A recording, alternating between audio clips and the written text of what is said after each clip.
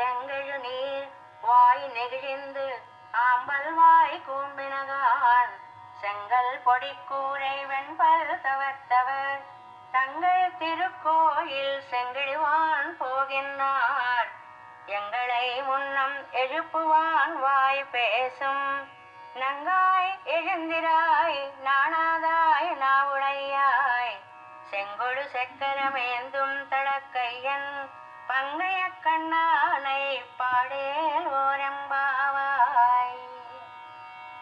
ఈ పాసురంలో గోపిక నేనే ముందు లేచి అందరినీ లేపుతాను అని అంది. కానీ ఆ మాట మర్చిపోయింది.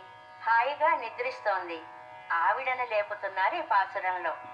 ఓ పరిపూర్ణురాలా, నీ పెరటి తోటలో దిగుడు బావిలో ఎర్ర తామరలు వికసించాయి, నల్ల కలువలు ముడుచుకుపోయాయి.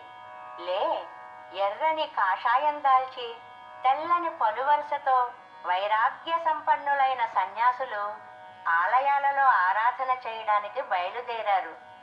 మమ్మల్ని ముందుగా వచ్చి లేపుతాను అని మాటిచ్చావే, మర్చిపోయావా?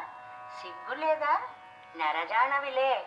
శంఖచక్రధారి ఆజానుబాహువు అయిన ఆ పుండరీకాక్షుని మహిమని గానం చేద్దాం.